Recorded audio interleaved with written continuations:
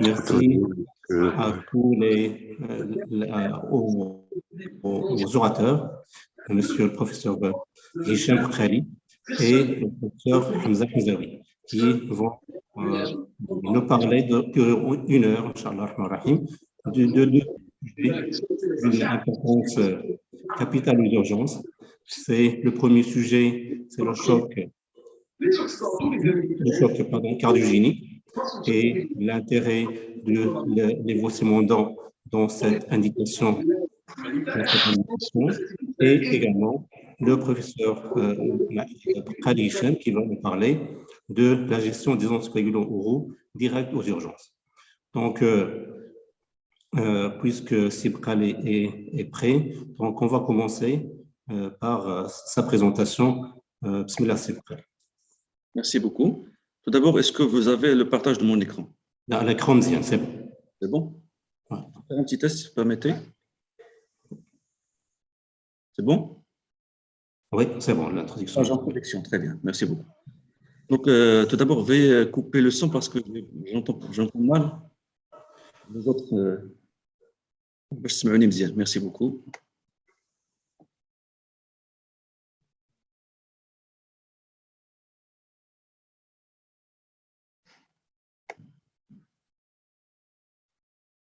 Alors, comment faire pour avoir ça? Vous faites bouger la souris sur l'écran, ou cliquez, ça va démarrer. Allez-y, cliquez. D'abord, vous pouvez utiliser les votes. Très bien. Bon. Très bien, d'accord. Merci beaucoup, les amis. Je suis heureux d'être parmi vous ce soir et de pouvoir vous parler de la gestion des anticoagulants oraux directs au service des urgences. Comme vous le savez, les anticoagulants oraux directs représentent une nouvelle famille d'anticoagulants qui sont commercialisés au Maroc depuis 2012. Le nombre de patients traités par ces anticoagulants au long cours est en constante augmentation et à ce sujet, nos cardiologues ne se privent pas de leur prescription. Ils sont largement utilisés dans certaines indications au remplacement des antivitaminiques A, car ils induiraient moins de complications hémorragiques graves et ne nécessitent pas de surveillance biologique. En l'absence de données nationales, on estime actuellement en France que 30% des patients sont aux anticoagulants oraux directs et que parmi ces patients, 15% vont subir une chirurgie ou une procédure invasive. La gestion en urgence, au service des urgences de ces patients, est en perpétuelle augmentation et cette gestion en cas d'hémorragie ou de procédure non programmée dépend du type de traitement, du risque hémorragique considéré et de l'urgence de la procédure.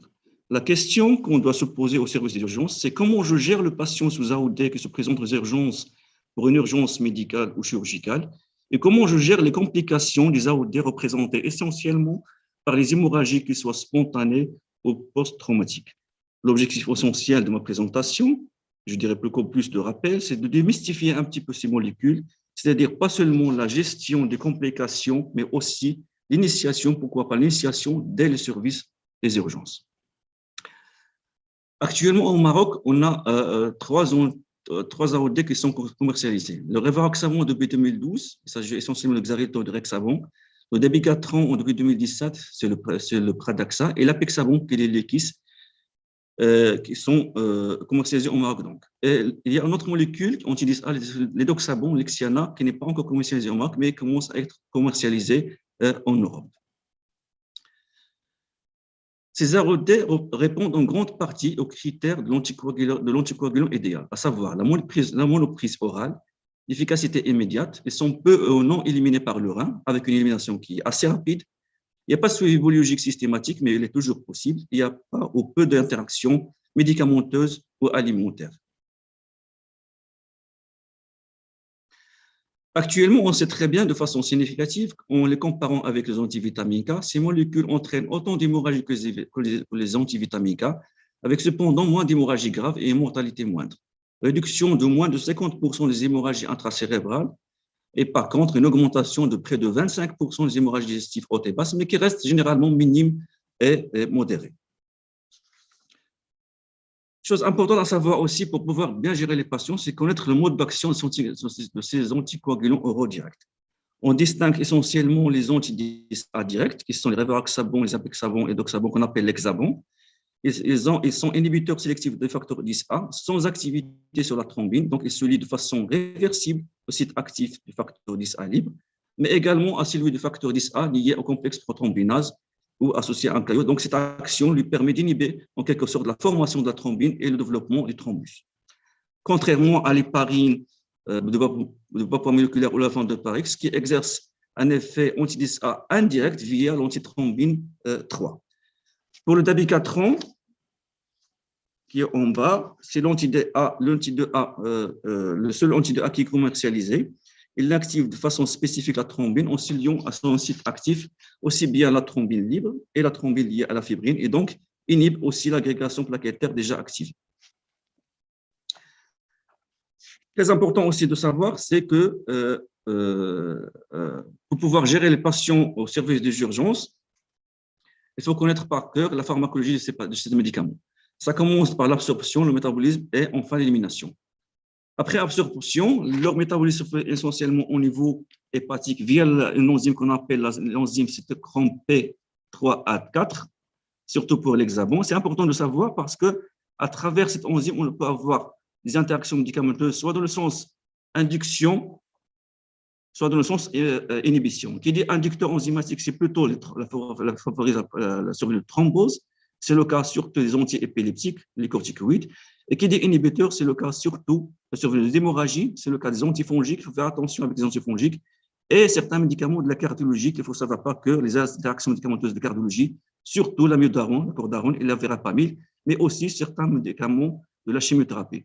Autre chose aussi, il faut faire attention, vu le contexte, ce risque hémorragique, c'est l'association aux ANS et aux anti-agrégants plaquettaires. Autre chose importante à savoir aussi, c'est l'élimination.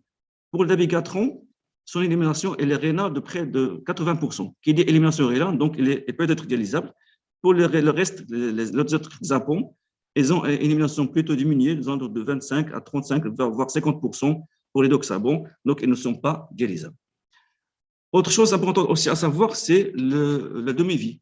On sait très bien que la durée d'arrêt dépend de la demi-vie. 5 demi-vies égale généralement la durée d'arrêt. Prenons l'exemple, le dexabon, le rivaroxabon qui a 12 heures, ou le dexabon qui a apixabon qui a 12 heures, donc 5 fois 12, ça fait 60 heures. Donc, généralement, on doit arrêter ces médicaments 60 heures avant. C'est l'équivalent de 3 jours avant un acte chirurgical. Alhamdoulilah, il y a des antidotes concernant ces médicaments. Tout d'abord, il y a des agents hémostatiques de substitution. Il s'agit essentiellement de concentrés de complexes prothrombiniques qui soient inactivés, comme l'Octaplex, qui est commercialisé au Maroc, et aussi le FEBA, qui est activé, qui est commercialisé aussi au Maroc. Et puis, il y a d'autres agents hémostatiques, antifibrinolytiques, qu'on peut avoir recours en cas d'hémorragie grave, c'est le cas de l'acide tranexamique. Et il y a des antidotes spécifiques, notamment le darucizumab pour le dabigatran, et qui est commercialisé au Maroc depuis 2017. Son problème, c'est le coût élevé, il coûte à peu près 31 mg. Et il y a aussi pour l'hexabon, l'HBPM Fondavanux, une autre molécule qui est commercialisée surtout aux États-Unis, pas encore en Europe ni au Maroc, c'est l'ondoxanate alpha.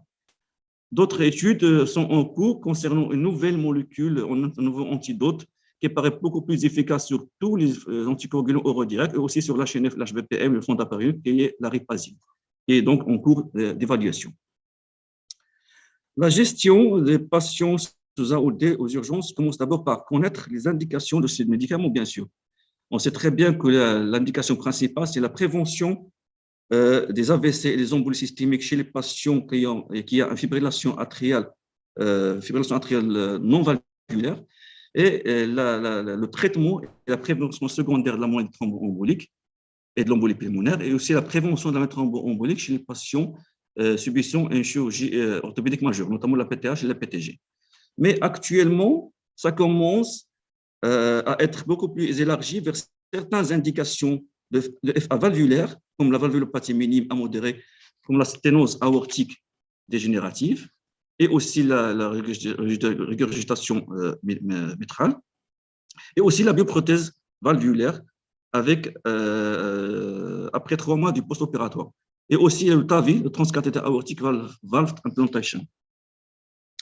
Et puis, ces dernières années, on a eu de nouvelles indications qui paraissent très intéressantes, notamment la survenue d'un syndrome coronarien aigu chez les patients qui ne présentent pas une fibrillation atriale et les indications de rivaroxaban seul à petite dose, 2,5 mg 2 fois par jour, associée soit à une mono ou une bithérapie par anti-agrégation plaquettaire.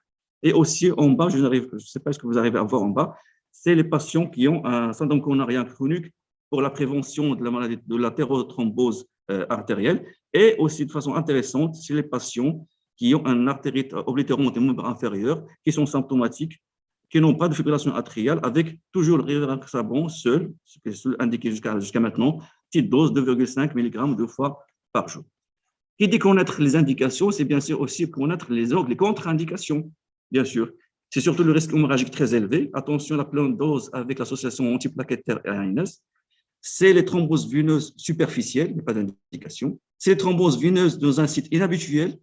Et c'est les patients qui ont une fibrillation atriale non valvulaire associée à un syndrome des antiphospholipides.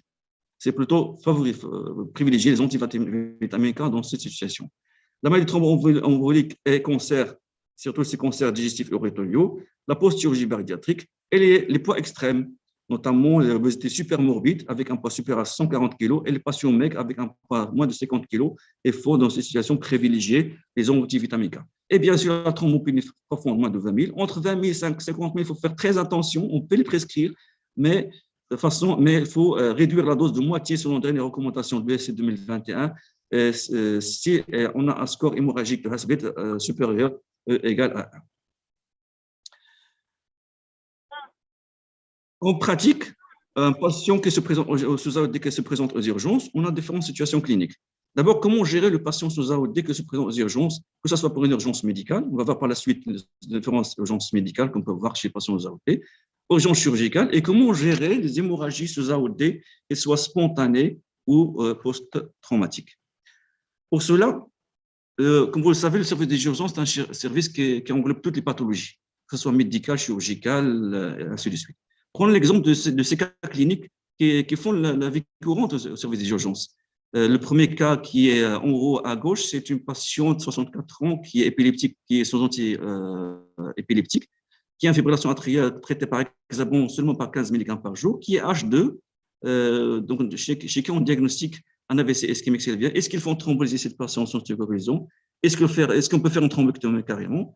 Le deuxième cas, en bas à gauche, c'est le patient qui se présente aux urgences, qui est sur hexabon pour une fibrillation atriale valvulaire hypertendue et qui se présente avec un syndrome coronarien aigu ST+. Peut-on faire la coronagraphie de ce patient avec un stent, en sachant qu'il est bien anticoagulé, et peut-on faire le thrombolyse dans le cas contraire? L'autre situation médicale, c'est le patient qui se présente avec un syndrome méningé qui est franc. Donc, chez qui on doit faire la PL en sachant qu'il a arrêté son hélicis 24 heures avant. Est-ce que c'est suffisant pour faire la ponction lombaire? Donc, c'est différentes situations cliniques qu'on peut voir au quotidien aux urgences, les patients traités par AOD. Et puis, le dernier cas clinique en bas à droite, c'est les cas typiques des patients qui présentent en urgence pour une chirurgie urgente, notamment cette patiente qui a une fracture malléolaire qui est sous hélicis 2 fois par jour. On va voir au fur et à mesure la réponse concernant ces différentes situations cliniques. Donc, en général, aux urgences, nous avons 3 situations. Soit qu'il s'agit d'une chirurgie ou procédure en urgence, soit qu'il s'agit d'une hémorragie aiguë mettant en jeu le pronostic vital ou fonctionnel relevant au pas d'ingestion statique, soit tout simplement il s'agit d'un patient qui se AOD qui se présente pour certaines urgences médicales qu'on va voir par la suite que c'est intéressant de le savoir. Donc, en général, il faut toujours, tout patient qui se présente aux urgences, il faut toujours évaluer les risques. Ça commence par l'âge, ça commence par évaluation des risques hémorragiques, le risque thrombotique, hémorragique thrombotique par le CHAS-VASC2 et thrombotique par le score de Hasbet, qu'on connaît tous. Préciser les comorbidités associées, notamment l'insuffisance rénale et aussi la défaillance hépatique associée, et aussi les comédications, notamment et surtout l'anti-agrégation plaquettaire et l'association éventuelle à des anti-inflammatoires aux ANS. Et chez les patients qui doivent opérer, préciser le type de la chirurgie, est-ce qu'il est hémorragique ou non. Dans toutes les situations, il faut toujours avoir le nom exact du médicament et la date et l'heure de la dernière prise. C'est très important pour la gestion de ces patients au service des urgences. Donc ici, c'est le score de JASVAC, le score pour le risque thrombotique, le score de Hasbled C'est intéressant parce que c'est un score de probabilité hémorragique, de risque hémorragique. Ça inclut la fonction hépatique et la fonction rénale. C'est important parce qu'on sait très bien que chez les patients, que la fonction est très importante d'avoir, déjà dans la prescription de ces médicaments, car la mesure de la clairance de la créatinine avec son Cockcroft est très importante pour déterminer la durée d'arrêt de l'AOD et aussi la nécessité de réversion d'emblée, comme on va l'avoir pour la suite. À titre d'exemple, le Dabigatran reste toujours contre-indiqué si on a une clairance moins de 30. Pour les autres Xabon, moins de 30 jusqu'à 15, on peut prescrire, mais en réduisant les doses. Et puis pour les Rivaroxaban, on peut réduire la dose entre 50 et 30 dans certaines situations. La fonction hépatique, c'est intéressant toujours de la voir parce que il est inclus, donc on a vu tout à l'heure, dans le score de probabilité de risque hémorragique de Hasselblad. Si on a des transaminases supérieures à la normale, au début, les rubines supérieures à la normale, il faut faire très attention. Ainsi, chez les patients qui ont une hépatopathie, d'après la dernière recommandation de l'EC 2021, dans cette situation, il suffit de calculer le score de Child-Pugh. Si on a un score de Child-Pugh avec un stade A, on peut prescrire avec une dose normale. Si on a Child B, ça dépend de type de l'AOD. Le Rivaroxaban reste toujours contre-indiqué dans le Child B et C, et pour les autres, pour Child B, il faut l'utiliser avec vraiment précaution si on a vraiment la main forcée pour les prescrire. Maintenant, quel est le risque lié à la chirurgie? Il y a des chirurgies qui ont un risque hémorragique mineur, disons, ce sont surtout les soins dentaires, l'endoscopie sans faire de biopsie, par exemple, et aussi, ça répond quelque chose, le cas de tout à l'heure, c'est la réalisation d'une coronarographie avec mise en place de stent. Il y a des chirurgies avec un risque intermédiaire, c'est entre la chirurgie mineure et la chirurgie à gros risque hémorragique. La chirurgie à gros risque hémorragique, c'est surtout la chirurgie cardiaque, la chirurgie thoracique, la neurochirurgie, bien sûr, et aussi toute procédure invasive épidurale ou spinale, comme l'arrachée anesthésie, comme la ponction lombaire. Et là, ça répond à le cas de tout à l'heure, c'est le patient chez qui on avait suspecté la méningite. Donc, on ne peut pas faire la PL chez cette patiente parce que ça s'accompagne d'un grand risque hémorragique. Et bien sûr, il y a aussi la chirurgie, l'endoscopie complexe avec un polypectomie ou sphinctérotomie et la chirurgie abdominale et on a dit aussi tout à l'heure la chirurgie thoracique. Donc, pour faire simple, devant un patient qui se présente aux urgences pour une chirurgie urgente, on doit se poser des questions. Est-ce qu'on peut déférer l'intervention pour avoir la sécurité hémostatique? Est-ce qu'on doit faire l'antagonisation et faire la réversion de l'anticoagulant? Et est-ce qu'on peut s'aider de test d'hémostase dans cette situation? Le test de l'hémostase, c'est très important de le savoir, car le TP et le TCA sont modifiés par le Dabigatran et le Rivaroxaban, mais de façon non spécifique et variable, ce qui interdit toute interprétation d'intensité d'anticoagulation. Un TP et un TCA peuvent être anormaux de manière isolée ou associée, alors que l'AOD est pratiquement éliminée. Donc, l'association d'un résultat normal de TP et de TCA indique avec une bonne probabilité, pour la majorité des situations, que la concentration résiduelle de Dabigatran et de Rivaroxaban est faible, elle est plutôt proche du seuil de sécurité hémostatique. Le temps de thrombine il est intéressant dans le Dabigatran. Pourquoi? Parce qu'il permet d'exclure la présence de Dabigatran lorsqu'il est normal. Donc, un temps de thrombine normal chez un patient qui saigne sous Dabigatran, ça veut dire que ce n'est pas le Dabigatran qui est responsable. D'accord? C'est assez intéressant. L'apixaban ne modifie que peu les tests hémostatiques. Autre chose intéressante, si on peut avoir l'activité anti-10A des AOD qui sont différentes des activités anti-10A des héparines, c'est très intéressant, ça va nous servir pour prédire est-ce qu'il y a un risque hémorragique qui est dû plutôt à ces AOD. Et bien sûr, si on peut avoir un dosage des taux plasmatiques des AOD, c'est très intéressant. Si on a un seuil moins de 30, ça veut dire qu'on est vraiment en sécurité hémostatique, mais malheureusement, ça ne se fait pas encore au Maroc.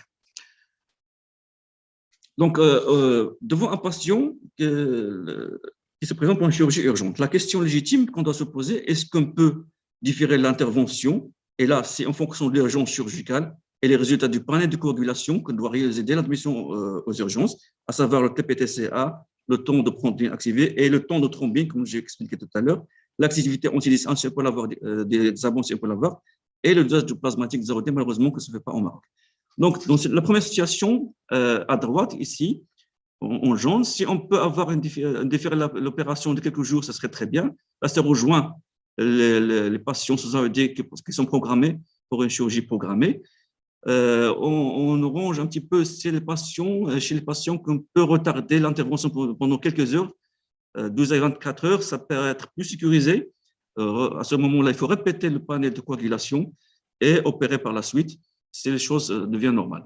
Dans la situation extrême, si le patient qu'on n'a pas le temps, on doit opérer en urgence, dans les minutes qui suivent, c'est l'indication de la réversion sans discussion et bien sûr répéter le panel de coagulation au fur et à mesure par la suite.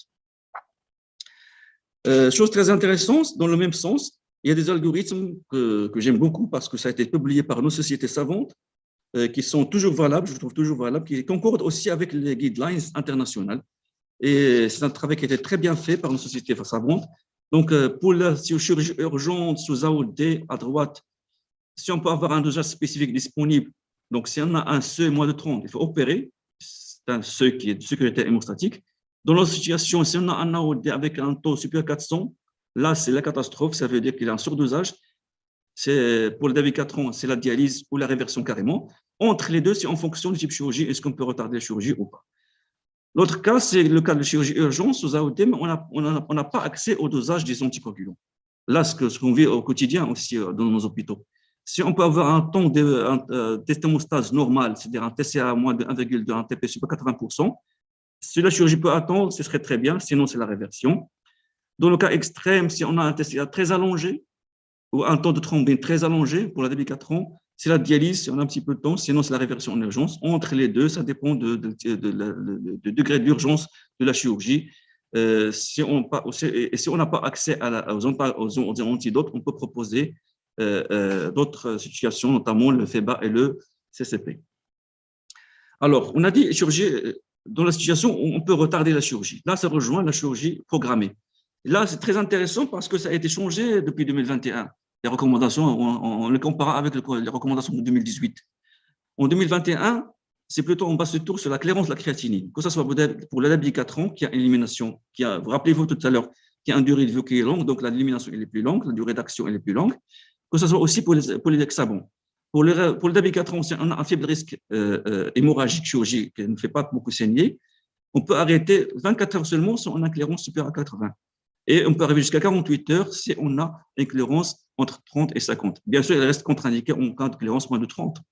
Pour les chirurgies à haut risque, donc 48 heures, c'est supérieur à 82, jusqu'à 4 jours, plus de 4 jours, c'est-à-dire 5 jours, si on a une clairance entre 30 et 50.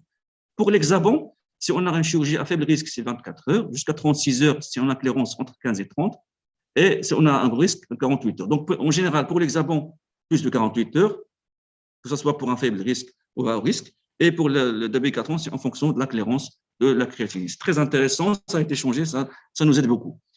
L'autre situation, la deuxième situation, c'est les patients qui se présentent aux urgences avec une hémorragie aiguë sous AOD. Là, il n'y a pas photo, il faut faire les choses très rapidement.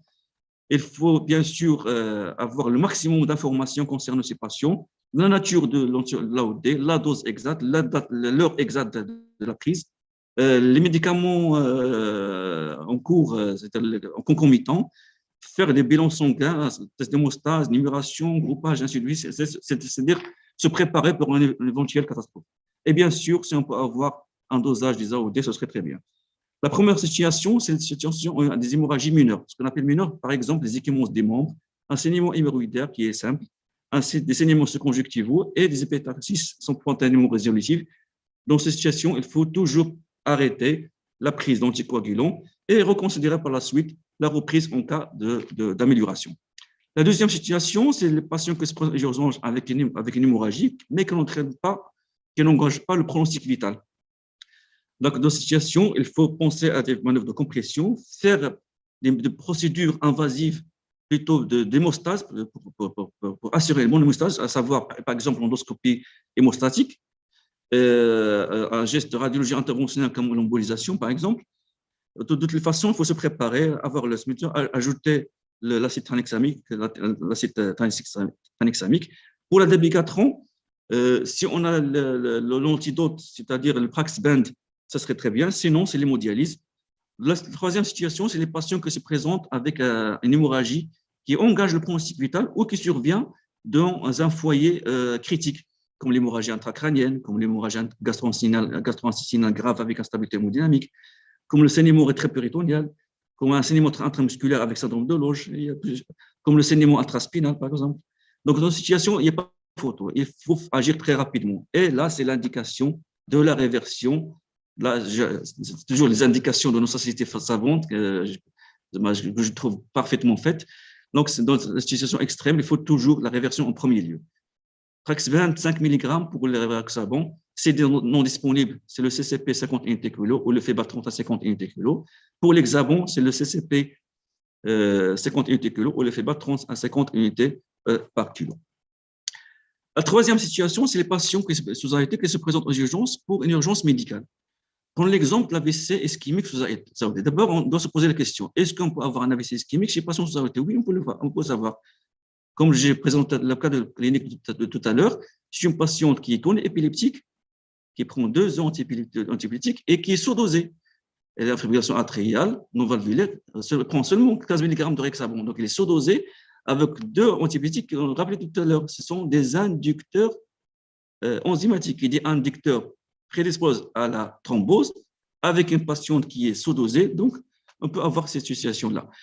Donc, dans l'AVC ischémique chez les patients sous AOD, si on peut avoir recours, on peut avoir un accès au dosage des AOD, ça serait très bien. Si inférieur à 30, c'est la thrombolyse, dans l'urgence de moins de 4h30. Pardon. Dans cette situation, si on n'a pas accès au dosage des AOD et que la prise des AOD est supérieure à 48 heures, avec une fonction rénale normale, c'est la thrombolyse. Dans d'autres cas, s'il s'agit d'abicatron, on peut avoir accès à l'antidote. C'est l'antidote d'abord, puis la thrombolyse.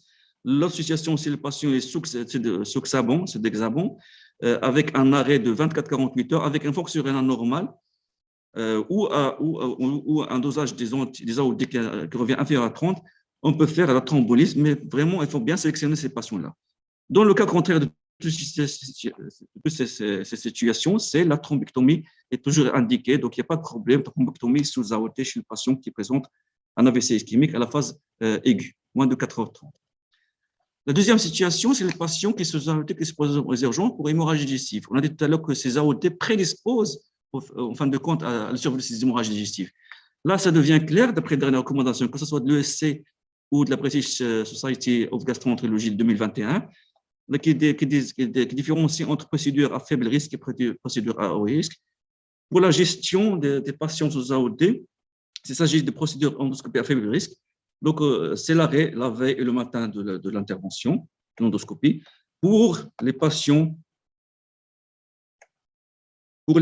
qui se présentent avec des procédures endoscopiques à haut risque chez les patients sous AOD, il est recommandé que la dernière AOD soit prise 3 jours. Donc, ça rejoint un petit peu la chirurgie programmée et 5 jours pour le dabicatron, surtout si on a un clairose créatinique qui est basse.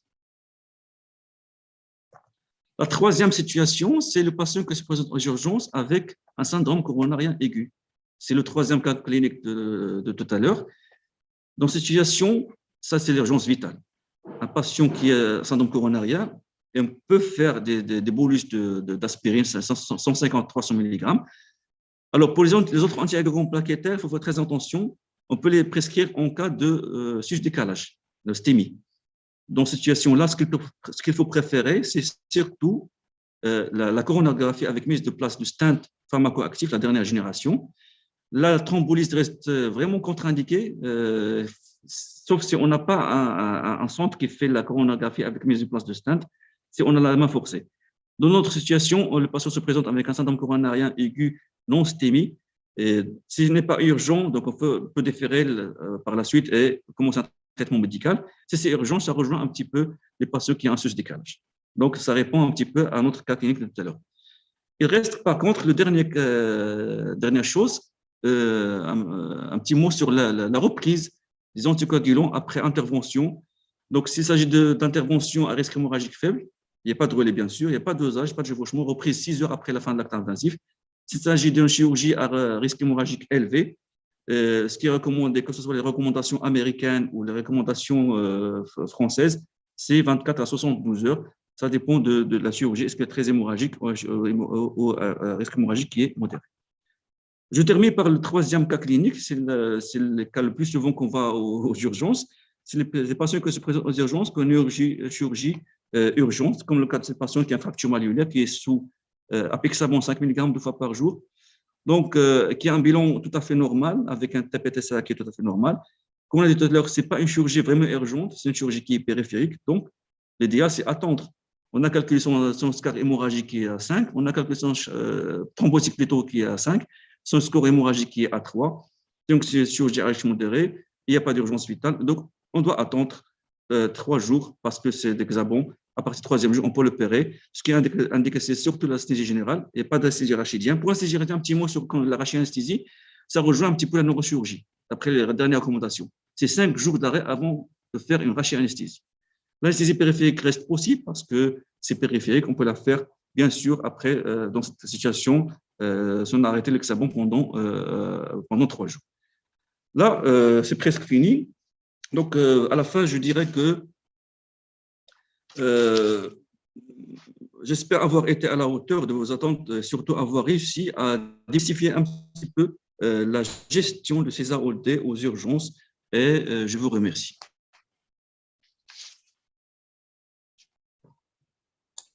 Merci beaucoup, professeur Brkali, pour cette belle présentation. On va avoir tout de suite 5 minutes de discussion pour poser vos questions, que j'espère nombreuses. On vous écoute. Est-ce qu'il y a des questions? Sinon, j'ai quelques remarques à faire si vous n'avez pas de questions. Allô? Allô? Allô? On vous écoute. Docteur Kishna, c'est Brkali, tabarakallah alayk. Merci beaucoup, c'est Hicham. Bravo, vraiment, tu m'as laissé à ma fin, vraiment, j'étais très content, vraiment, j'avais des lacunes que j'ai su combler. Ma question concerne un des cas cliniques qui est sous antiépileptique. Est-ce que tu ne vois pas que pour ces patients, peut-être ils vont rejoindre les contre-indications des AOD? Peut-être qu'il fallait les mettre sous AVK. Qu'est-ce que tu en penses? Non, il n'y a pas question, c'est Hicham. J'ai fait exprès ces cas cliniques-là parce que ça, c'est-à-dire le but de ce cas clinique, c'est une patiente qui était sous antibiotiques depuis 7 ans et une fibrillation atriale qui est nouvelle depuis 2 mois. Mais c'est-à-dire, j'attire l'attention des prescripteurs qu'avant de prescrire un médicament AOD, notamment l'AOD, il faut toujours rechercher, bien interroger le patient sur les médicaments qu'il prend et avoir connaissance de ces médicaments-là. Dans la littérature, je n'ai pas trouvé de contre-indication. Il faut faire attention aux interactions médicamenteuses et avec un suivi qui est régulier. Et je suis patient, malheureusement, qui était surdosé avec un rivaroxaban à 15 mg seulement au lieu de 20 mg par jour. Parce que même sous 20 mg à CHM, il y aura toujours le risque parce que ce sont des inducteurs enzymatiques, comme tu le dis. Je pense que le bon sens, c'est-à-dire changer, mettre les AVK, je pense. Toujours un risque, mais dans l'AMM, ce n'est pas contre-indiqué. Il n'y a pas de contre-indication, c'est faire attention en cas d'interaction médicamenteuse.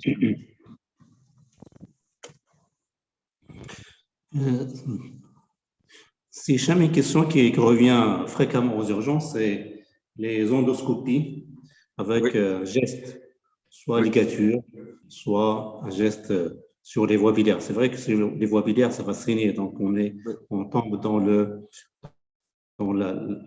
les cas chirurgicaux. Mais pour les fibroscopies pour hémorragie digestive haute, généralement, il y a toujours une lésion sous-jacente, presque toujours. Et que penses-tu de l'attitude face à cette hémorragie chez les malades qui sont sous AOD? D'accord. On va faire un geste, surtout ligature. Aux urgences.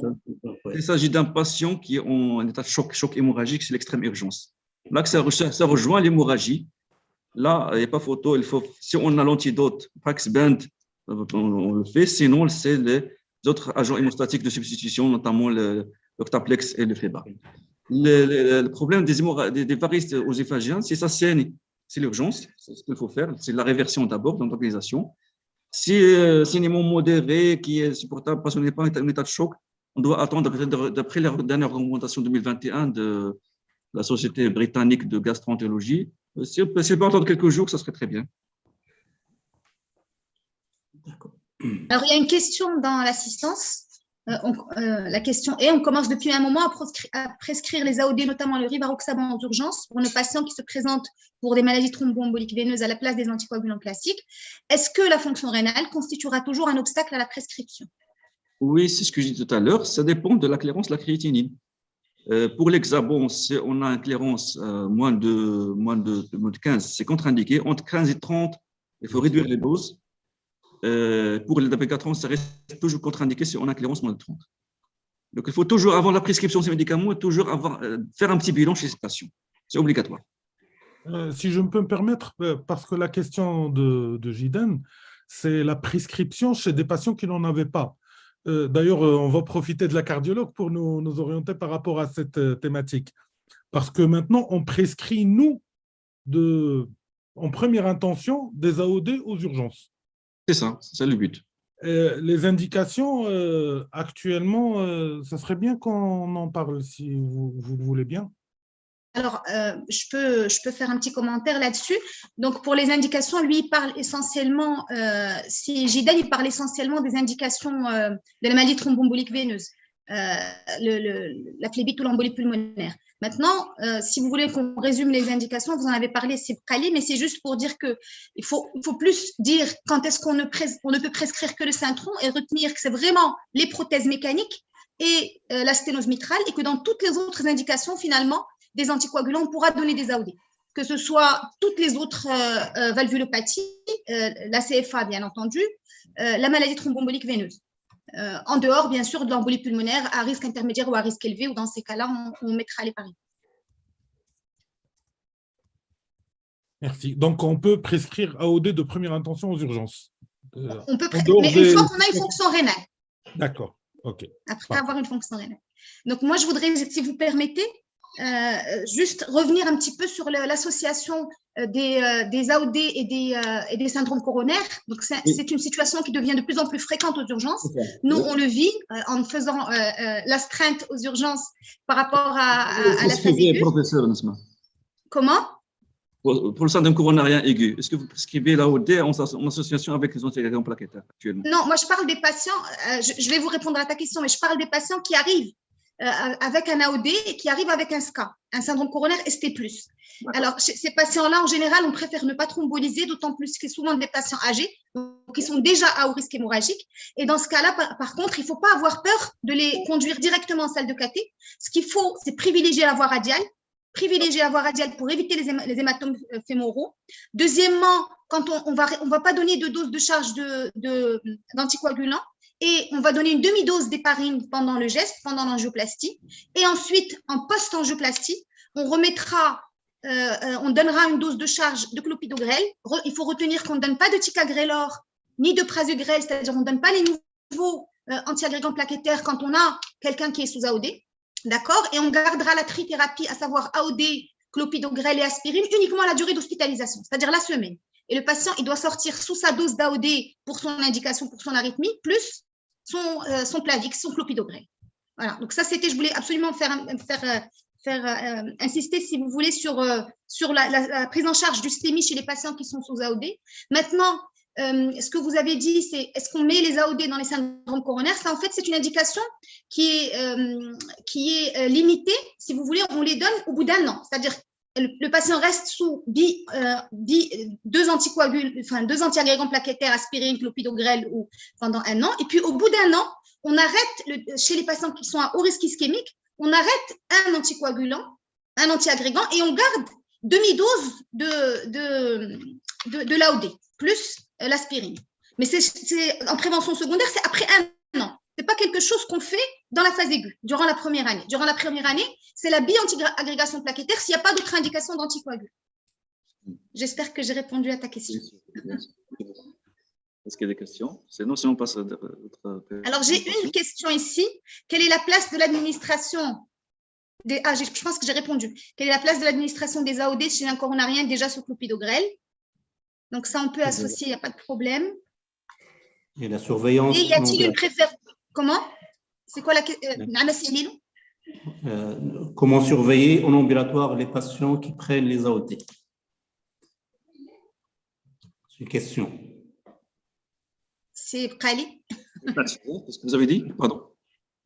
Alors, une question, c'est comment surveiller en ambulatoire les patients qui prennent des AOD? C'est-à-dire à suivi régulier. C'est-à-dire pas de surveillance. Comment? Je pense que la question, est-ce qu'il y a un bilan biologique pour la surveillance des AOD en ambulatoire? Oui, bien sûr, il y a une surveillance. De toute façon, c'est le cardiologue qui doit prescrire ça. C'est parce que ce sont plutôt des cardiologues pour les fibrillations atriales, tout ça. Donc, ce qui est recommandé pour les patients qui ont un accélérance créatinine qui est vraiment limite, moins de 4, moins de 50, il faut toujours les surveiller de près. En fait, c'est-à-dire la fréquence de surveillance qui est recommandée, c'est la clairance, c'est la clairance sur 10. Supposons qu'il y a un patient qui a une clairance de créatinine à 40, par exemple. On divise par 10, ça fait 4 mois. Donc, on doit les voir chaque 4 mois et faire un bilan chaque 4 mois. Ce qui est recommandé plutôt. Quel bilan, c'est Hicham? La clairance créatinine, c'est le patient qui a une insuffisance rénale. Là, quel bilan demander? L'hémostase, fonction rénale. On a dit que ce n'est pas spécifique. Ce n'est pas spécifique, mais si tu as un TP allongé, ça peut orienter vers un éventuel surdosage, mais ce n'est pas spécifique. Ça pourrait.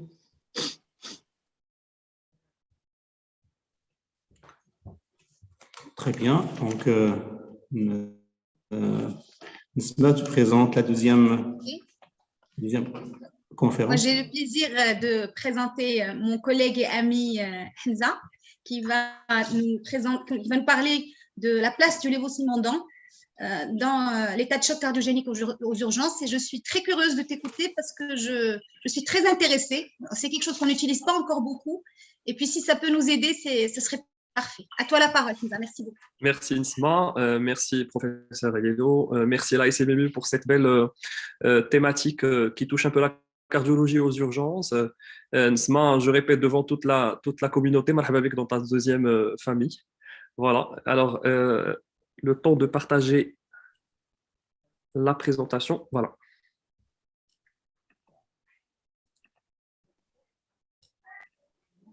Alors, je vais vous parler un peu de la prise en charge du choc cardiogénique aux urgences et la place du lévosimodan dans cette prise en charge. Alors, le choc cardiogénique, c'est une incapacité de la pompe ventriculaire à générer une délivrance d'oxygène, donc ce qui va donner une dysfonction d'organes et une hypoxie tissulaire, mettant en jeu le pronostic vital. Alors aujourd'hui, c'est le troisième état de choc qui vient aux urgences après le choc hémorragique et le choc septique. Et nos prestataires aux urgences, on remarque que la fréquence commence à augmenter du fait probablement du vieillissement des populations et des facteurs de risque qui ne cessent d'augmenter.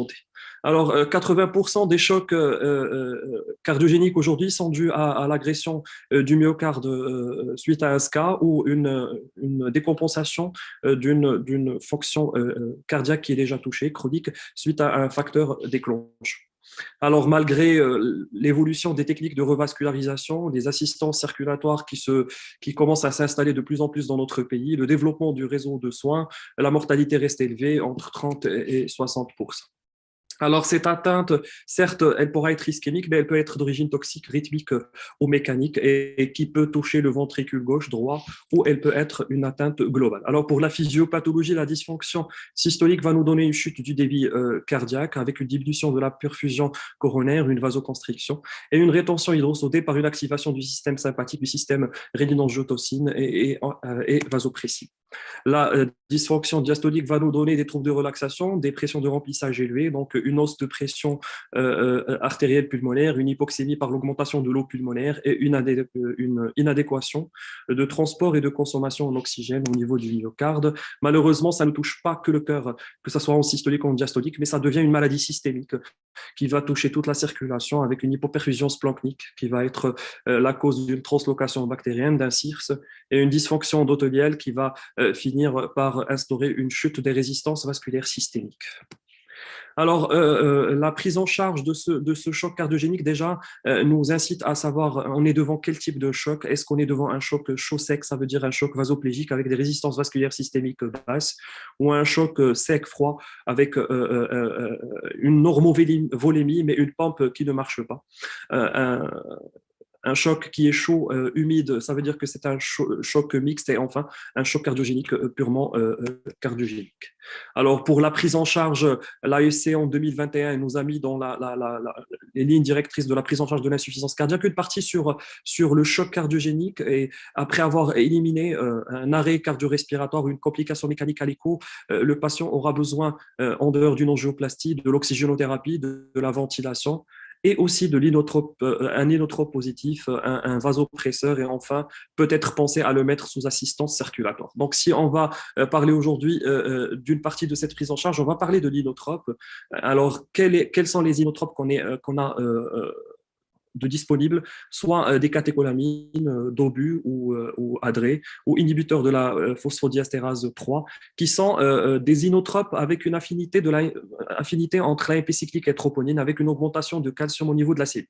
Sinon, les autres inotropes qui sont dispo, c'est les sensibilisateurs au calcium avec, enfin, on va dire avec le non-passage de calcium en intracellulaire.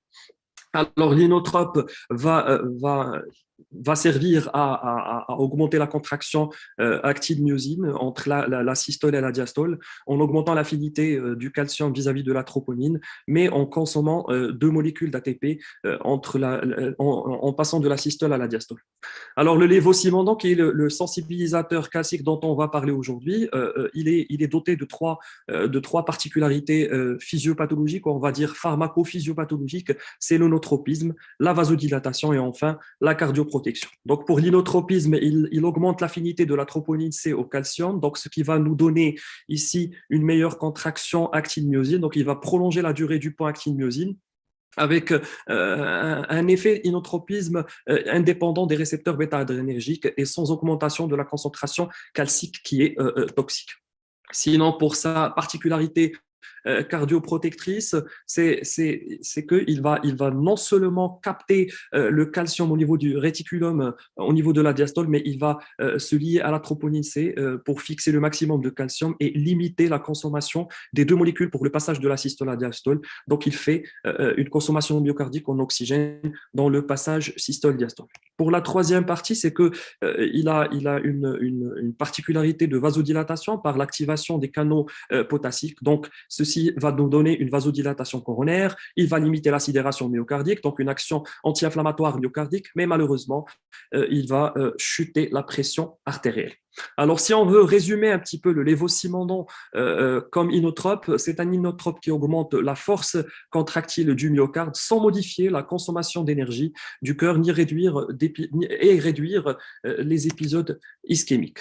Alors, pour sa pharmacologie, il a une demi-vie très courte, donc il faut l'administrer en intraveineux en se basant sur un bolus qui ne dépasse pas 10 minutes, à raison de 12 à 24 gamma kilo. La perfusion doit être continue sur les 24 heures de 0,1 gamma kilo minute, mais c'est une concentration qui doit être titrée, donc en fonction de l'effet hémodynamique. Donc, il faut optimiser le monitorage des patients qui seront sous lévosimendan. Donc, cette titration va jouer entre 0,05 gamma et 0,2 gamma kilo minute. Alors, ces indications, ce papier où ils ont résumé un peu les indications, moi j'en ai ajouté deux. C'est l'insuffisance cardiaque systolique, l'insuffisance cardiaque associée à un surdosage ou une intoxication au bêta-bloquant, le choc cardiogénique humide ou sec, quelle que soit son origine, et j'en ai ajouté le sevrage de l'ECMO et la prégreffe cardiaque. Alors, par rapport à son utilité a été prouvée sur ce papier à travers un papier qui a été publié par plusieurs experts qui sont sur tout ce qui est cardiologie au niveau des urgences, et une augmentation du débit cardiaque a été prouvée devant tout choc cardiogénique. Tout choc cardiogénique, une augmentation du débit cardiaque, mais aussi une amélioration de l'atteinte ou de la dysfonction multiviscérale qui s'associe au choc réfractaire. Alors, le lévosimendan, comme c'est un inotrope, il a été le sujet de plusieurs études et plusieurs comparaisons, commençant par des comparaisons avec des placebos. Ici, 700 patients ont été randomisés, entre 350 qui ont reçu du lévosimendan et 350, ils ont reçu que le traitement habituel aux poussées d'insuffisance cardiaque et au début de choc cardiogénique aux urgences. Et on a noté une bonne amélioration de contractilité via l'échographie, mais sans effet sur le long terme et sur la mortalité. Ici, et vous allez trouver qu'il y aura beaucoup d'études depuis que ce lévosimendan commence à trouver sa place dans l'hospitalier depuis les années 2000. Il a été comparé à maintes reprises à la dobutamine, et vous aurez 3-4 études qui sont connues partout. On va commencer par la Survive, où on a randomisé 1327, 600, la moitié ont reçu du lévosimendan et l'autre moitié a reçu du dobutamine. Alors, il y a eu une amélioration de la sécrétion de BNP du côté du lévosimendan avec une bonne contractilité à l'écho. Mais il n'y a aucune différence sur la mortalité entre le lévo et la dobu, à part ceux qui reçoivent le bêta-bloquant. Il y a eu une amélioration de la mortalité de 1,5% contre 5,1% pour la dobu. Alors, la deuxième étude, c'est la fameuse LIDO, où on a aussi encore comparé la dobu au lévosimendan, mais ici, on a utilisé sur les études plusieurs items ou plusieurs paramètres, notamment cliniques, le traitement de l'insuffisance cardiaque, mais aussi un monitorage hémodynamique avancé. Alors, pour la conclusion de cette étude, c'est qu'il y a une amélioration hémodynamique plus importante sur les perfusions de 24 heures avec une augmentation légère du débit cardiaque du côté lévosimendan, une diminution de la pression capillaire, donc une diminution des résistances vasculaires pulmonaires et moins d'événements cardiaques indésirables, notamment les troubles de rythme graves. Après, on ne peut pas aussi ne pas parler de la Revive 2, et la Revive 1 et la Revive 2. De toutes les manières, c'est la même conclusion. On a comparé la dobu au lévosimendan et on trouve une très bonne amélioration de contractilité, moins de troubles de rythme, mais aussi la seule chose qui s'ajoute à tout ça, c'est la durée de séjour qui sera réduite. Alors, si on veut un peu résumer les études et l'effet positif de lévosimendan dans les chocs cardiogéniques, surtout aux urgences, on a les 4 études, les dernières, le LIDO, le CASINO, le Revive 2 et le Survive, où on voit qu'il y a quand même une amélioration de l'hémodynamique, de la contractilité, un peu moins sur la mortalité, la morbimortalité, mais aussi une bonne amélioration sur le stade de la dyspnée et aussi la sécrétion de la BNP. Alors, le lévosimendan, ici, vraiment, a été étudié dans le cadre vraiment des urgences, c'est qu'il a été mis en post-choc cardiogénique après une angioplastie post-stémie. Alors, il a été comparé à la dobutamine, donc, et on a comme conclusion une bonne amélioration de la FEVG post-angio, sinon aucune conclusion sur le long terme et sur la mortalité. Alors, pour une fois, ils ont lâché la dobutamine, et ils l'ont comparé à l'énoxymone, et cette étude qui est randomisée monoconcentrique, où on a instauré de l'énoxymone contre le lévosimendan dans les chocs cardiogéniques réfractaires, et surtout ceux qui ont une hypoperfusion malgré l'optimisation du traitement. Alors, on a noté une bonne amélioration des signes cliniques du lévosimendan. Malheureusement, cette étude a été arrêtée du fait du décès qui était beaucoup plus élevé du côté de l'énoxymone. Alors, que disent les recommandations, que disent les experts ou les recommandations surtout, c'est que l'équipe de Jean-Louis Teboul, Bruno Lévy aussi, parce que vous allez trouver que le lévosimendan et tout ce qui est traitement inotrope, Bruno Lévy a beaucoup de papiers et de méta-analyses et de jolies conclusions. Alors, le lévosimendan ne sera jamais, selon ce papier, mis en première ligne de traitement de choc cardiogénique, que ce soit le choc cardiogénique médical qui ne nécessite pas une chirurgie ou après une chirurgie cardiaque, sauf une chirurgie coronaire. Là, on peut démarrer par le lévosimendan. Dernièrement, en septembre 2022, il y avait une jolie mise au point sur la prise en charge du choc cardiogénique par la SFAR, où ils ont détaillé un peu la prise en charge thérapeutique du choc cardiogénique. Et la conclusion sur les lévosimendan, c'est que la place elle est incertaine et il faut vraiment que les études soient finies pour que son intérêt apparaisse, surtout chez les patients qui sont traités par bêta-bloquants. Alors, 2023 aussi, le choc cardiogénique a eu sa part de publication dernièrement, il y a quelques jours, par l'équipe de Bruno Lévy, où le lévosimendan aussi on conclut que l'indication sera restée sur l'intoxication, chez le choc cardiogénique par une intoxication au bêta-bloquant. Chez le cardiopathe adrénergique, notamment, ils se sont basés sur une thèse qui est vraiment blindée, qui est une bonne thèse sur le Takotsubo, et enfin sur le sevrage veineux artériel de l'ECMO, ou là, le sevrage de l'ECMO veineux artériel, excusez-moi. Alors, c'est un médicament, donc on ne peut pas ne pas parler des effets secondaires et je vous ai regroupé sur ce tableau les trois études, la Survive, la Revive et la Lido. Et ce qui est très fréquent, c'est les céphalées, l'hypotension et la tachycardie ventriculaire, surtout chez le patient hypovolémique. Sinon, en moins fréquent, c'est l'hypokaliémie, les autres troubles de rythme et enfin les affections gastro-intestinales.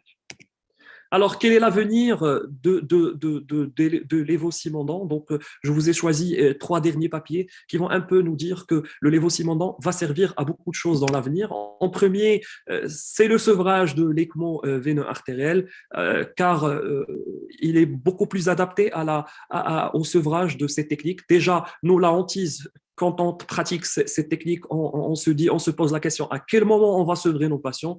Donc, le lévocimendant va améliorer la contractilité du myocarde, comme on a vu sur la physiopathologie, sans affecter le calcium intracellulaire, sans augmenter la consommation d'oxygène et les arythmies graves, mais aussi, il va servir par on va dire son action sur la relaxation, par décharger les ventricules et aussi par relâcher non seulement les muscles, mais aussi les vaisseaux, les coronaires et les vaisseaux pulmonaires.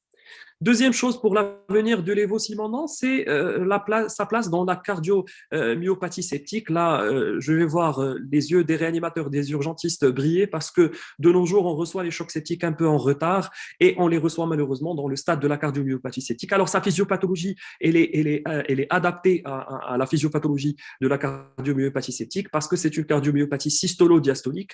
Donc, sur ce papier, il y a eu deux méta-analyses qui comparaient le lévocimendant et la dobutamine dans ce stade de choc septique et on note une amélioration hémodynamique des patients, surtout sur l'indice cardiaque qui va devenir beaucoup plus élevé avec un taux de lactate qui va devenir beaucoup plus bas. Donc, non seulement sur la macrocirculation, mais aussi il va bien permettre la répartition de l'oxygène au niveau cellulaire et améliorer la microcirculation chez les patients du choc septique. Le troisième papier, avant de conclure, c'est le lévocimendant dans la vie de la médecine des urgences. Alors, c'est un papier qui regroupe toutes les utilités du lévocimendant aux urgences dont je viens de parler, la chirurgie cardiaque, la préparation à la chirurgie cardiaque et le choc cardiogénique à 100% médical. Mais à l'intérieur de ce papier, je vous ai choisi deux petits schémas ou deux petits schémas de quoi faire deux petites conclusions. Donc, la première, c'est qu'il a une action positive sur l'amélioration de la fonction rénale à la phase aiguë du choc cardiogénique, excusez-moi, aux urgences. Et aussi, il permet de réduire un peu le temps de la ventilation mécanique chez le patient qui présente l'OAP, chez qui on a recours à une ventilation mécanique dès le début. Alors, pour ne pas trop tarder, pour conclure, on a besoin de plus d'études et surtout une disponibilité de la molécule dans nos hôpitaux pour pouvoir faire nos propres études afin de faire sortir des conclusions à l'échelle locale. Alors, son utilité, il faut vraiment faire sortir des recommandations claires pour qu'on puisse avoir des pistes d'utilité. Alors, après mes lectures et mes constatations physiopathologiques, je crois que dans le contexte des urgences, il ne faut pas tarder à ne pas l'associer à de la noradrénaline pour pallier aux chutes des résistances vasculaires systémiques et aussi penser à l'élargissement de ces indications, notamment dans le choc septique, dans sa composante cardiaque. Et je vous remercie.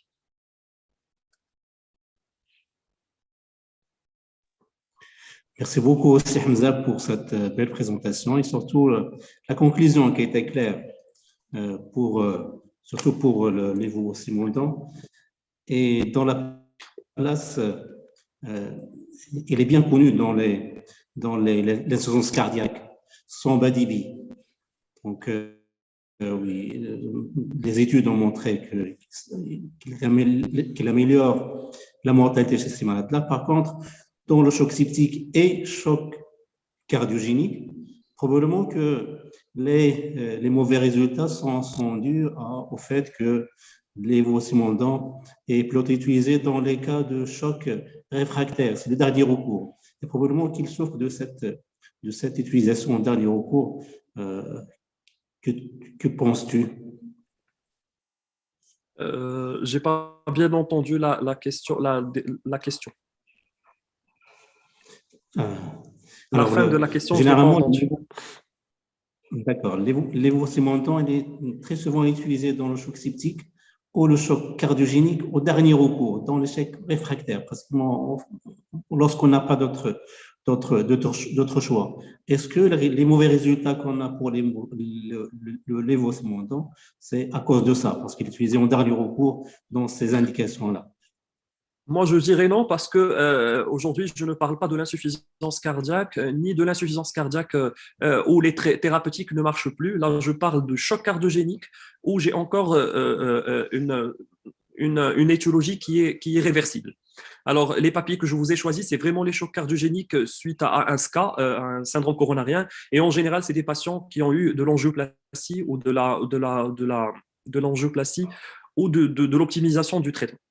Alors, les mauvais résultats sont, je crois, ils sont dus à le fait de ne jamais penser à l'associer à quelque chose qui va limiter un peu la vasodilatation parce qu'il fait une chute des résistances vasculaires systémiques qui est énorme et qui s'ajoute à la chute des résistances vasculaires systémiques due à l'ischémie-reperfusion de ce choc cardiogénique. Donc, en aucun papier, on trouve l'association lévosimendan-noradrénaline pour pouvoir dire est-ce que l'utilisation des deux va être beaucoup plus utile que les autres. Sinon, on a toujours comparé lévosimendan d'obus seul, or qu'on a toujours oublié la composante vasoplégique du choc cardiogénique. Voilà. Oui, une question d'El-Sib Khali. Quels sont les effets du lévosimendan sur les circulations régionales? Alors, la circulation régionale, le seul papier qui parle un peu de la circulation régionale, c'est le papier qui parle de la cardiomyopathie septique, là où on a une microcirculation qui est vraiment lésée, avec un défaut de distribution d'oxygène, avec un taux de lactate qui est élevé, une saturation veineuse d'oxygène qui ne veut absolument rien dire du fait de la mauvaise distribution d'oxygène. Et elle a montré qu'il y a vraiment une baisse de lactate de plus de 50% après 24 heures de lévosimendan. Voilà. C'était la question de notre ami le professeur Belkhi. Il y a une autre question, c'est peut-on utiliser le lévosimendan dans les poussées aiguës d'insuffisance cardiaque chronique sans état de choc? Alors, moi, j'ai trouvé que le lévosimendan sur les papiers qui sont publiés, et malheureusement, il n'y a que 4 études qui sont vraiment significatives dont on pourra débattre, c'est qu'on ne parle que de poussées d'insuffisance cardiaque en pré-choc ou en per-choc. Ça veut dire que c'est des patients qui ont des insuffisances cardiaques, mais ils ne viennent que à la limite du choc où là, ils sont déjà choqués. Donc, pour parler d'une insuffisance cardiaque chronique et l'utilité du lévosimendan, je n'ai pas trouvé grand-chose. Voilà. Et est-ce que, alors ça c'est une question que je te pose moi, est-ce que un patient qui est en tachyarrhythmie, qui est en tachyarrhythmie et en état de choc cardiogénique, est-ce qu'il n'y a pas de problème pour donner le lévosimendan? Absolument. Non. Alors déjà, il est actuellement ils sont en train de préparer une recommandation, je crois claire, sur les patients qui sont dans la limite qui ne sont pas réduits sous bêta-bloquants, ils sont dans la limite maximale et ils sont choqués, donc le lévosimendan aura sa place. Encore plus, là, si on revient sur le tableau où on a comparé un peu les effets secondaires, on trouve que le lévosimendan est le seul qui n'a pas causé de grands troubles de rythme. Donc, on ne risque pas de décompenser déjà le trouble de rythme qui existe déjà. Voilà. D'accord. Une autre petite question, qu'est-ce que tu penses de la place de lévosimendan dans les infarctus avec complications mécaniques pour les préparer à la chirurgie cardiaque? Vraiment les patients graves. Oui, il a été proposé pour plusieurs patients, mais ils n'ont pas conclu grand-chose. Donc, j'ai trouvé qu'il le mettait dans tout ce qui est complications mécaniques post-SCA en attendant la chirurgie. Il y a une série une vingtaine de patients, mais on n'a pas trouvé leur sort, on va dire, en post-CEC. Est-ce qu'ils ont bien évolué ou est-ce que le choc a été levé ou pas? Voilà. Parce que ça peut être très intéressant, le lévosimendan, que ce soit pour les chocs cardiogéniques qui vont aller au bloc opératoire ou pour les chocs cardiogéniques qui vont aller en angioplastie d'ailleurs. En tout cas, ceux qui vont en angioplastie, je l'ai publié. C'est l'étude l'avant-dernière, c'est celle où aux urgences, on a mis de lévosimendan en attendant l'angioplastie, en post-angioplastie. Au bout de 24 heures, il y a eu une très bonne amélioration de l'hémodynamique et aussi la courte durée d'hospitalisation en soins intensifs. Voilà. Ça, c'est très intéressant comme piste pour nous. Il y a je- il y a professeur Kshna qui attend une question depuis tout à l'heure. أستاذ أديب أستاذ أديب هو الأول ندوز قدام ونقدر. C'est gentil. اسمح لي على la vidéo. لا ما عليكش عليك أديب خويا. Juste parce que moi, j'ai beaucoup de collègues qui utilisent régulièrement, c'est vrai que les publications sont en train encore d'arriver, mais il y a des gens qui ont switché complètement dans plusieurs indications. La particularité de leur choix, ce n'est pas par rapport au pronostic de mortalité, mais par rapport à la maniabilité du produit, parce qu'il a une demi-vie très longue, d'une dizaine de jours à peu près. Et donc, il y a certaines équipes qui l'utilisent pour les poussées pour les épisodes d'acutisation d'une insuffisance cardiaque chronique. Et donc, ils ont montré que ça réduit la durée d'hospitalisation. Les épisodes, ils sont moindres. Moi, je suis en obstétrique, on a les cardiomyopathies dilatées du péripartum, les midose. Toutes les publications dernières, même si c'est des cas isolés, ils traitent avec le lévosimendan. Et donc, cette facilité par rapport à une perfusion continue de la dobutamine avec un prolongement de la durée fait qu'elle est en train de gagner énormément de terrain sur le plan pratique, en attendant, bien entendu, plus d'études qui vont démontrer cet aspect-là. Est-ce que vous seriez d'accord Ok. avec ça? Anna, je vais te répondre sur ça. Alors, vous me parlez de la poussée d'insuffisance cardiaque et moi, je parle du choc cardiogénique.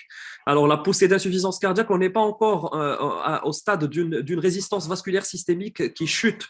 Donc, on peut l'utiliser et ça va permettre aux cardiologues intensivistes on va dire, d'améliorer ou d'élargir un peu le traitement de l'insuffisance cardiaque. Il va leur donner un peu de temps, le temps d'améliorer le traitement de l'insuffisance cardiaque. Par contre, dans le choc cardiogénique, on a des résistances vasculaires systémiques qui sont chutées et lui, il est vasodilatateur. Donc, ça ne va pas jouer en faveur des patients parce que ça va aggraver la vasoplégie. Qui dit vasoplégie dit circulation coronaire. Donc, on va aggraver la circulation coronaire, notamment l'IVA, et on va aggraver l'ischémie. Donc, on va rentrer dans un cercle vicieux. Du coup, il faut séparer déjà l'insuffisance cardiaque chronique qui décompense et le choc cardiogénique. Voilà. C'est Kshna. عندي une remarque سي علي sincèrement remarque ليني سي حمزه كنعرفو en tant que résident parce que j'avais marqué واحد la question هي l'adrénaline. Est-ce que tu l'as trouvé la noradré pardon. Est-ce que tu l'as trouvé dans la littérature ou bien juste une réflexion parce que vraiment Anna, c'est une molécule, si vous permettez. 2008, je la voyais en spécialité, puis je me dis beaucoup de propriétés. L'arsenal, puis perdu de vue, peut-être, mais c'est une molécule qui est très intéressante. Et la remarque que tu as dit, Hamza, il y a la noradré. Association, même dans les stades aigus, avec la noradré pour pallier l'effet vasodilatateur. C'est une lecture personnelle parce que tout le monde concluait les études du fait que les malades se compliquent du fait qu'il y a une aggravation de la chute des résistances vasculaires systémiques ou de la vasoplégie. Or, qu'on a un médicament qui est maintenant recommandé devant les sociétés savantes, que ce soit cardiologiques ou les sociétés de réanimation, où le choc cardiogénique, à son début, il est préférable de mettre la noradrénaline qui va jouer un peu sur la vasoplégie, sur les récepteurs alpha, et elle va minimiser un peu le chronotropisme qui aggrave l'ischémie myocardique. Donc, pourquoi ne pas joindre la noradrénaline au niveau Simondon à la phase aiguë d'un choc cardiogénique? Et on va régler ce problème une fois pour toutes et ça va nous permettre de récupérer nos chocs cardiogéniques. Voilà. Et puis, deuxième remarque, je pars sous contrôle du cardiologue. Pour l'insuffisance cardiaque, je pense que ce sera le bienvenu, surtout si c'est une insuffisance cardiaque secondaire à une hypertension artérielle. Pour moi, il faut des études pour l'insuffisance cardiaque. Pour l'insuffisance cardiaque sans choc, il faut des études. C'est difficile même conceptuellement, c'est difficile à accepter si on n'a pas vraiment des études. Par contre, l'insuffisance cardiaque secondaire à une hypertension. Ça répond à la Oui, parce que tu me dis, pour l'effet vasodilatateur, je peux comprendre. Mais bon, tant que physiopathologiquement, il a son utilité, il a sa place, mais tu ne peux pas te prononcer en tant que clinicien, tu ne peux pas te prononcer. Voilà. Mais l'association noradrénaline. La conclusion, elle est parfaite, Hamza. Et puis, non, mais c'est vrai que nous, aujourd'hui, la noradrénaline en unité de soins intensifs cardiologiques, c'est ce qu'on donne en premier quand on a les patients qui amorcent un choc cardiogénique. Vraiment, maintenant, la DOBU, c'est de la deuxième intention. C'est d'abord la noradrénaline, puis ensuite, quand ça ne répond pas, on associe à la DOBU pour tous les effets délétères qu'on connaît de la DOBU et de la tachycardie qu'elle engendre et de l'ischémie myocardique qu'elle aggrave, surtout quand c'est des états de choc cardiogénique qui sont secondaires à une ischémie myocardique. Pour améliorer la perfusion coronaire, oui. Tout à fait. Hamza, 3 questions d'Yassi Belkhi. Alors, la première, effet pulmonaire. Effet pulmonaire, il lève l'HTAP, il permet une vasodilatation, donc une chute des résistances vasculaires au niveau pulmonaire. J'ai vu dans un papier où il a été associé à la VNI et ça a très très bien marché dans les chocs cardiogéniques humides où les pressions de remplissage sont élevées avec des troubles de relaxation assez élevés. Voilà. Deuxième question. Deuxième, association à l'adrénaline. Non, je ne crois pas que ça va être possible. Parce que je crois que ça va potentialiser les troubles de rythme et ça va aggraver un peu l'ischémie splanchnique et on va rentrer dans un cercle. Et utilisation en pédiatrie. Troisième. Utilisation oui, en alors pédiatrie. beaucoup de papiers sur la pédiatrie. Ça ne m'a pas été c'est pas trop mon domaine d'expertise, donc je lisais, je zappais, mais ce que j'ai lu, c'est les cardiopathies cyanogènes en pré-chirurgical, en pré-indication chirurgicale. Il a sa place avant de faire sortir ces patients en CEC. J'ai lu aussi ceux qui nécessitent un cerclage, on va dire, pré-chirurgical, genre pour lever un peu la pression en attendant que la cure soit faite à 100%. Le lévosimodan faisait un bridge entre les deux indications chirurgicales, on va dire. Il pourrait avoir aussi un intérêt dans les poussées d'HTAP, en post-chirurgie cardiaque chez les enfants, quand il y a une CIV qui est un peu vieillie et tout. Ça pourrait avoir un intérêt pour éviter parce que ça, c'est quelque chose de catastrophique. On connaît, on sait exactement. Que sur une poussée d'HTAP, on peut et c'est pourquoi les poussées d'HTAP, il a toujours fait le bridge entre le cerclage en attendant qu'il fasse la cure définitive de l'une des cardiopathies congénitales. Voilà. Une question probablement pour si Adib concernant le prix. Adib, là je veux te chèque. Je veux te chèque. Des questions d'El Zakaria, Khadir. 8000 dirhams. Zakaria. 8000 dirhams, la cure, là. 8000 dirhams la boîte. La boîte, il y a la cure. Une boîte. Combien de temps? Ça dure combien de temps? 8000. Non, 8000 dirhams, c'est pour combien de temps? Une dizaine de jours apparemment. D'accord. Je ne sais pas les détails, mais bon. Mais il y a encore des questions, vous avez encore des questions intéressantes sur le phosphore d'aluminium et… Oui, alors ils te disent l'indication du lévosimodan dans le choc cardiogénique suite à une intoxication au phosphore d'aluminium et la durée du traitement. هذا شي واحد دخل كتب lévosimodan في Google Scholar وبقى كيقول لي شنو هما les études. C'est simple parce que c'est des choses que j'ai zappées en balayant. Alors, je repose la question à cette personne. Il a vu combien d'intoxications, de ce genre d'intoxication pour avoir un recul? Je crois que on est devant un choc cardiogénique et à 80%, c'est un post-SCA. Demandez à Ansma la semaine dernière, elle en a fait combien? Elle en a fait 24 ou plus. Donc aujourd'hui, on souffre des syndromes coronariens aigus, que ce soit le STEMI ou le non-STEMI. Et je crois que le lévosimodan va nous régler le problème en attendant que la salle soit prête. Voilà, exactement. C'est tout. Elle est intéressante. Pourquoi? Parce que moi, j'ai vécu une période… particulièrement à Casa, où on en avait plein d'intoxications tous les jours, à un certain moment. Et c'était des patients qui avaient un taux de mortalité presque à 100%. On ne pouvait rien leur offrir.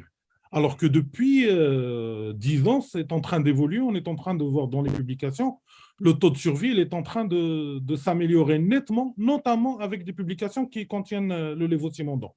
Donc, je n'ai pas les détails, mais c'est quelque chose d'intéressant. Et l'intoxication, elle présente une problématique.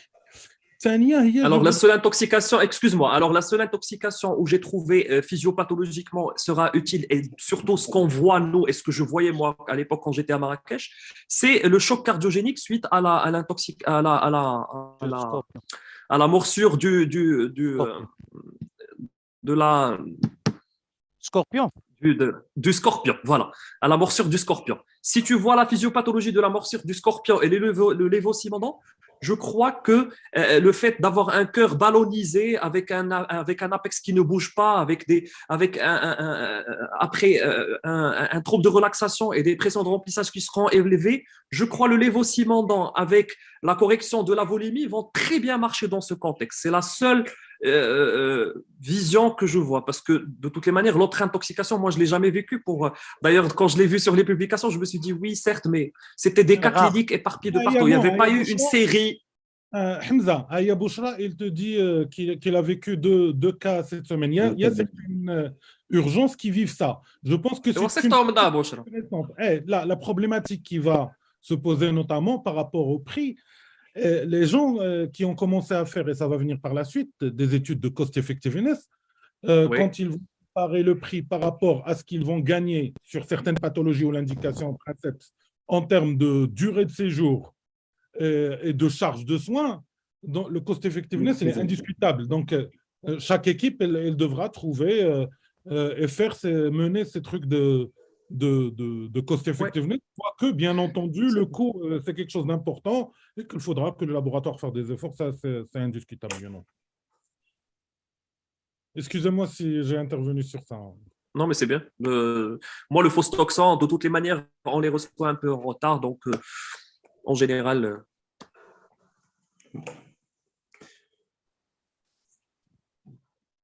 D'autres questions? S'il n'y a pas de questions, alors la dernière, est-il indiqué dans l'OAP cardiogénique?